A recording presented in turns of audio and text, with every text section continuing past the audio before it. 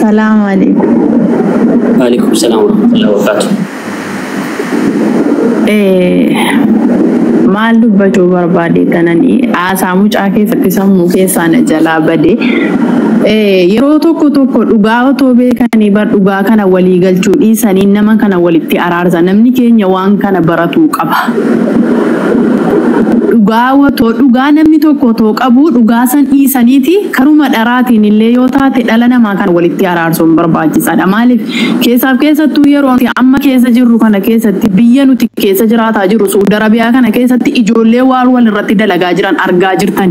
Sababbii maaliif gandummaan kun jalqaba ka eegale miidiyaa irratti eegale. Ani sanyii mootiiti, ani sanyii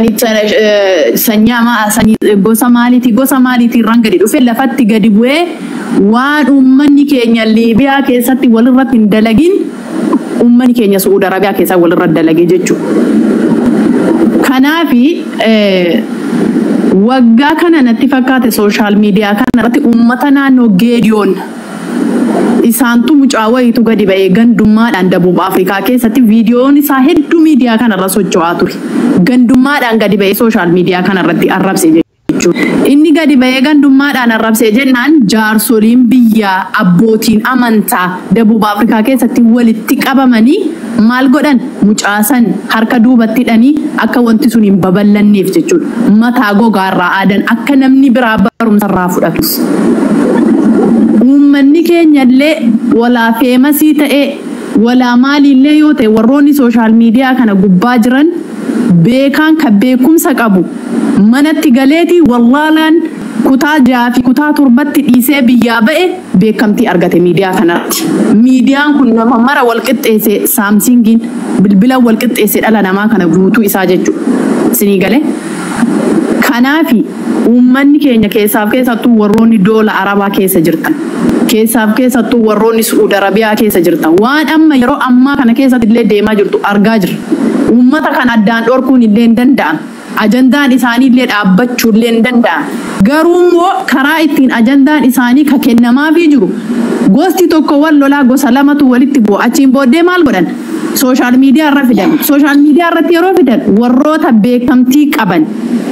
beekamtii qaban fidanii mana isaanii galchan. Eenyutu irraa fayyadamaa jira? Miskiinni dhumataa warroonni sooshaal miidiyaa irraa sumunii fi shilingii guurtan karaa TikTokii fi karaa YouTubeetiin sumunii fi shilingii argatan isaantu irratti gargaarsa fudhataa jira jechuudha. Isaantu irratti gargaaramaa jira. Ilmaan miskiinaa dhiiga boo'aa haati iyyeessaa imimmaan gadnagaa nama sirnaallee miti ka isaan qaban ijoollee karaa kana ol deemtu.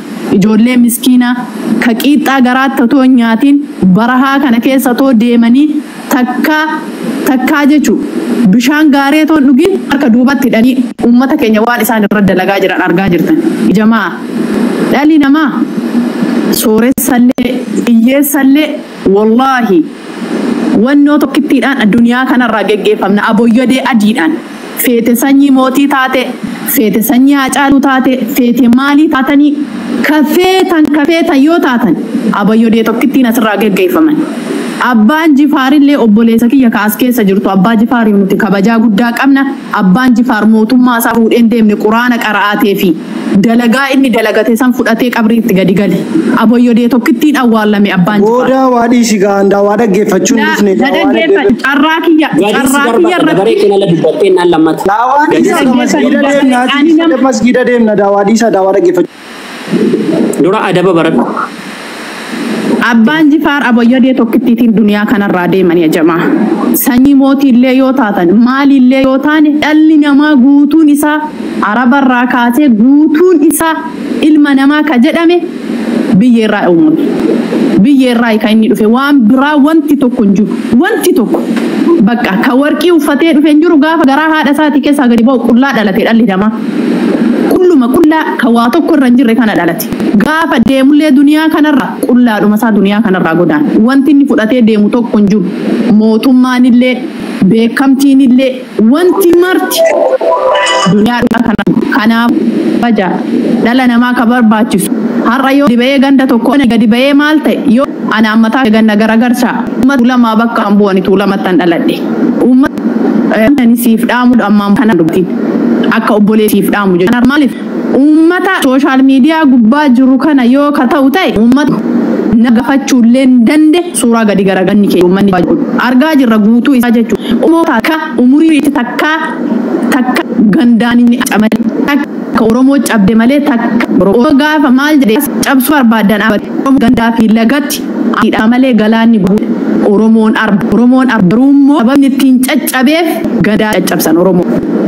Warri ummata keenyarraa faagaa irratti warroota sumunii fi shilingii katuubii fi tikkiinni dhummataa misjir haati jeessaan hanga gateen keessatti wali qabsoof wallahi qabsoofni galma argachuu illee dandeessan isin akkanumatti burjaajoftaniituma dalagatanii dalagaa qadan riba akkan totoo duniyaa kanarraa godaan irra taa ilmi kanarratti hunda kennu wannoo jechuun hin danda'amu. Wanti kun dhaabbatuu ka danda'u biyya keessatti ga'e kan balleessan sanii haala marraa aadanii illee akka irraa baratuuf kaarjabfa.